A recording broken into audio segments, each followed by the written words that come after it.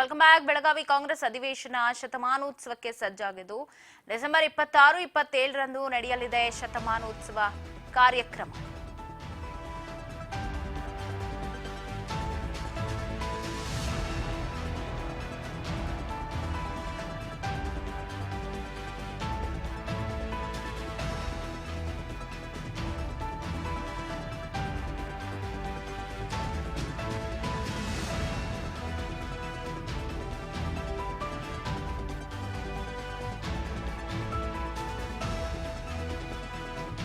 ಬೆಳಗಾವಿ ಕಾಂಗ್ರೆಸ್ ಅಧಿವೇಶನ ಶತಮಾನೋತ್ಸವಕ್ಕೆ ಸಜ್ಜಾಗಿದ್ದು ಡಿಸೆಂಬರ್ 26-27ರಂದು ನಡೆಯಲಿದೆ ಶತಮಾನೋತ್ಸವ ಕಾರ್ಯಕ್ರಮ. ದೇಶದ ನಾನಾ ಮೂಲೆಯಿಂದ 500 ಜನ ಗಣ್ಯರ ಆಗಮನವಾಗುತ್ತೆ. ಡಿಸಿಎಂ ಡಿಕೆಶಿಯಿಂದ ಕಾರ್ಯಕ್ರಮ ಸಿದ್ಧತೆ ಪರಿಶೀಲನೆ ಕೂಡ ಮಾಡಲಾಗ್ತಾ ಇದ್ದು ಬೆಳಗಾವಿ ಕಾಂಗ್ರೆಸ್ ಅಧಿವೇಶನ ಶತಮಾನೋತ್ಸವಕ್ಕೆ ಸಜ್ಜಾಗಿದೆ. 26-27ರಂದು ನಡೆಯುವ ಶತಮಾನೋತ್ಸವ ಕಾರ್ಯಕ್ರಮ.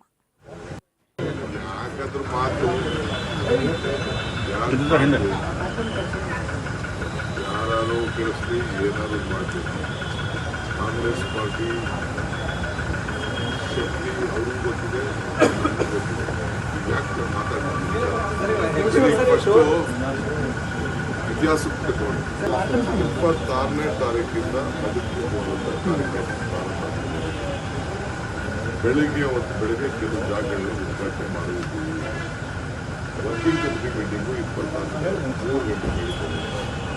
AC ಅಧಿವೇಶನ ಮಹಾತ್ಮ ಗಾಂಧೀಜಿಯವರು ಕೂಡ 3 ಗಂಟೆಗೆ 26ನೇ ತಾರೀಕು ನಡೆದಿದ್ದು. ಅದೇ ಟೈಮಲ್ಲಿ ಇಲ್ಲೂ ಕೂಡ ಕಾರ್ಯಕಾರಿ ಸಮಿತಿ 27ನೇ ತಾರೀಕು ಒಂದು ದೊಡ್ಡ ಸಮಾವೇಶ ಇದೆ. ಬೆಳಗ್ಗೆ 27ನೇ ತಾರೀಕು ಬೆಳಗ್ಗೆ 10 ಗಂಟೆಗೆ ಮಹಾತ್ಮ ಗಾಂಧೀಜಿಯವರ ಇದನ್ನು ಪುತ್ಥಳಿಯನ್ನು ನಾವು ಸುವರ್ಣಸೌಧದಲ್ಲಿ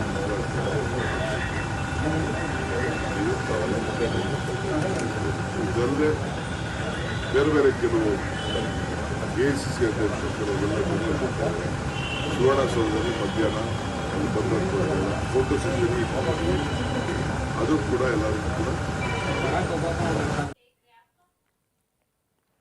ಬೆಳಗಾವಿ ಕಾಂಗ್ರೆಸ್ ಅಧಿವೇಶನ ಕುರಿತು ಡಿಕೆ ಶಿವಕುಮಾರ್ ಈಗಾಗಲೇ ಸ್ಥಳ ಪರಿಶೀಲನೆಯನ್ನು ಮಾಡಿದ್ರು. ಸುರ್ಜೇವಾಲಾ ಆಗಿರ್ಬೋದು, ಸತೀಶ್ ಜಾರಕಿಹೊಳಿ, ಲಕ್ಷ್ಮೀ ಹೆಬ್ಬಾಳ್ಕರ್ ಇವರೆಲ್ಲರ ಚೆಲುವನಾರಾಯಣ ಸ್ವಾಮಿ ಆಗಿರ್ಬೋದು, ಇವರೆಲ್ಲರ ಸಮ್ಮುಖದಲ್ಲಿ. ಸೊ ಈಗ ದೇಶದ ನಾನಾ ಮೂಲೆಯಿಂದ 500 ಅಧಿಕ ಗಣ್ಯರು ಬರೋ ಹಿನ್ನೆಲೆ ಸ್ವಲ್ಪ ಟೈಟ್ ಸೆಕ್ಯೂರಿಟಿ ಆಗಬೇಕಾಗತ್ತೆ. ಜೊತೆಗೆ ಆ ಸ್ಥಳ ಕೂಡ ಪರಿಶೀಲನೆ ಮಾಡಬೇಕಾಗತ್ತೆ. ಎಲ್ಲ ವಿಚಾರವನ್ನ ಕೂಡ ಅವರು ನೋಡಿರೋದು. ಅಂದ್ರೆ ಇನ್ನೆರಡು ದಿನ ಮಾತ್ರ ಇರೋದು.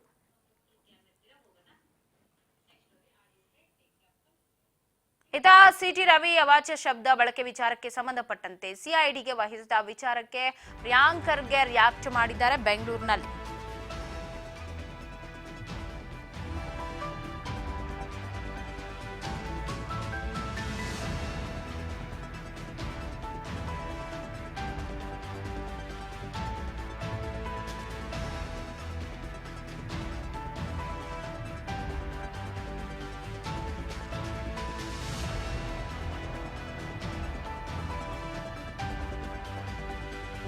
ಬಿಜೆಪಿ ಅವರು ಏನು ಆಗೇ ಇಲ್ಲ ಅಂತ ಹೇಳ್ತಾರೆ. ಸಿಐಡಿಗೆ ಕೊಟ್ಟಿರೋದ್ರಿಂದ ಸತ್ಯಾಂಶ ಹೊರಗೆ ಬರುತ್ತೆ.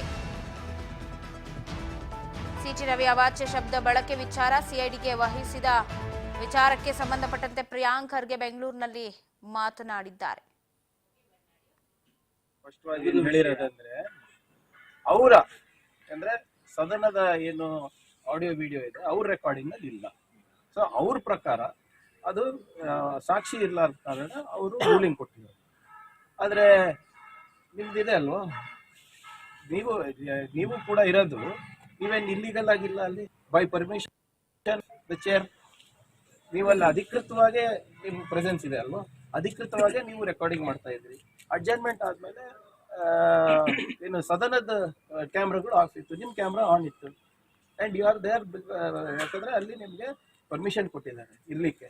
ಅದನ್ನು ದಟ್ಸ್ ಆಲ್ಸೋ ಅಥೆಂಟಿಕೇಟೆಡ್ ವಿಡಿಯೋ ಅಲ್ಲ. ಅದು ಸಭಾಧ್ಯಕ್ಷರಿಗೆ ನಾವಂತೂ ನಿಮ್ ಪರವಾಗಿ ಇದೀವಲ್ಲ ಯಾವಾಗಲೂ. ಹೊರಟ್ಟಿಯವರು ನಮ್ಮ ಇದನ್ನ ಅವರು ಅಧಿಕೃತ ದಾಖಲೆ ಅಂತ ನಾವು ಪರಿಗಣಿಸಿ CCTV ನಮ್ಮ ಕ್ಯಾಮೆರಾ ಅವರು ಹೇಳ್ತಾ ಇದ್ದಾರೆ. ಅದು ಸಭಾಪತಿಗಳದ್ದು ಕಂಪ್ಲೇಂಟು. ಈಗ ಕಂಪ್ಲೇನೆಂಟ್ ಹೇಳ್ತಾ ಇದ್ದಾರೆ ನನ್ನ ಹತ್ರ ಸಾಕ್ಷಿ ಇದೆ, ಅದು ಪರಿಗಣಿಸಲೇಬೇಕಲ್ಲ. ಇಟ್ ಡಸ್ ನಾಟ್ ಮ್ಯಾಟರ್ ಅದು ಸದನದಲ್ಲಿ ಆಗಿದೆಯಾ ಸದನ ಹೊರಗಡೆ ಆಗಿದೆಯಾ ಅಂತ. ಈಗ victim is claiming that there is video that has to and it's a complaint ಅಲ್ವಾ, ಕಂಪ್ಲೇಂಟ್ ಟು ದ ಪೊಲೀಸ್. ಅವರು ತನಿಖೆ ಮಾಡಲೇಬೇಕಾಗುತ್ತೆ. ಸೊ ನೀವೇನು ಸದನ ಮೂಲಕನೇ ಮಾಡ್ಬೇಕಂತೇನಿದೆ. ಈಗ ಅಂದ್ರೆ ಸದನದಲ್ಲಿ ನೀವು ಏನು ಮಾತಾಡಿದ್ರು ನಡೀತದ? ನೀವು ಏನೇ ಅನ್ಪಾರ್ಲಿಮೆಂಟ್ರಿ ಇರ್ಬೋದು, ಪಾರ್ಲಿಮೆಂಟ್ರಿ ಇರ್ಬೋದು, ನಿಮ್ಮ ಪದ ಬಳಕೆ ಇರ್ಬೋದು, ನಿಮಗೆ ಎಲ್ಲದಕ್ಕೂ ನಿಮ್ಗೆ ರಕ್ಷಣೆ ಸಿಗುತ್ತೆ ಆಗುತ್ತಾ? ಅದು ಇಟ್ಸ್ ಇಂಪಾಸಿಬಲ್. ಸೊ ಸಭಾಪತಿಗಳು ಏನು ಹೇಳ್ಬೋದು, ಅವ್ರ ಬಳಿ ಸಾಕ್ಷಿ ಇಲ್ಲ, ಅವ್ರು ಅದರ ಆಧಾರದ ಮೇಲೆ ರೂಲಿಂಗ್ ಕೊಟ್ಟಿದ್ದಾರೆ. ಈಗ ಸಾಕ್ಷಿ ಸಿಕ್ಕಿದೆ, ಅದು ಹೋಮ್ ಡಿಪಾರ್ಟ್ಮೆಂಟಿಗೆ ಕೊಟ್ಟಿದ್ದಾರೆ. ಅದ್ರ ಬಗ್ಗೆ ಅದರದ್ದು FSL ಬರಲಿ, ಅದ್ರ ತನಿಖೆ ಆಗಲಿ, ಅದಾದ್ಮೇಲೆ ತೀರ್ಮಾನ ತಗೊಳ್ಳೋಣ. ಹಲ್ಲೆ ಮಾಡಕ್ ಹೋದವ್ರ ಮೇಲೆ ಕ್ರಮ ಹಲ್ಲೆ ಮಾಡ್ಲಿಕ್ಕೆ ಪ್ರಯತ್ನ ಮಾಡಿದವರು ಕೊಟ್ಟಿದ್ದಾರಲ್ಲ, ತಗೊಂಡಿದ್ದಾರಲ್ಲ, FIR ಆಗಿದೆ ಅಲ್ಲ. ತುಂಬಾ ಡಿಲೇ ಮಾಡಿದ್ರು. ಲೇಟ್ ಆಯ್ತು, ನಾನು ಆಗ್ಲೇ ಕೊಟ್ಟಿದ್ದೀನಿ, ನಿಮ್ಗೆ ಯಾಕೆ ಮಾಡಲಿಲ್ಲ ಅನ್ನೋ ನೋಡಿ ಇವರೇ ಇಲ್ಲ ಸಲ್ಲದ್ ಹೇಳ್ತಾರೆ. ನಾನು ಅದೇ ಪದೇ ಪದೇ ನಮ್ಮ ಮಾಧ್ಯಮ ಸ್ನೇಹಿತರಿಗೂ ಹೇಳ್ತಾ ಇದ್ದೀನಿ, ಅವ್ರು ಮಾಡಿರೋದು ಕರೆಕ್ಟಾ ಇಲ್ಲ ಅಂತ ನಾವು ಪರಿಶೀಲನೆ ಮಾಡೋದು ಬಿಟ್ಟು ಅವ್ರು ಹೊಡಿಯಕ್ಕೆ ಹೋದ್ರು, ಇವ್ರು ಬಡಿಯಕ್ಕೆ ಬಂದ್ರು, ಅದ ಇಂಪಾರ್ಟೆಂಟು. ಯಾಕೆ ಬಂದಿದ್ರು? ಅವ್ರ ಆ್ಯಕ್ಷನಿಗೆ ಇದು ರಿಯಾಕ್ಷನ್ ಅಲ್ವಾ? ಫಸ್ಟ್ ಆಫ್ ಆಲ್ ಅವ್ರು ಅದನ್ನೇ ಡಿನೈ ಮಾಡ್ತಾ ಇದ್ದಾರೆ, ಲಜ್ಜೆಗೆಟ್ಟವರು. ಇಡೀ BJP ಅವರು ಏನೋ ಭಾಳ ದೊಡ್ಡ ವೀರ ಶೂರ ಅನ್ಕೊಂಡು ಇದು ಮಾಡಿ ಇಷ್ಟೇನಾ ಗೌರವ ಕೊಡೋದವ್ರು ಮಹಿಳೆಯರಿಗೆ?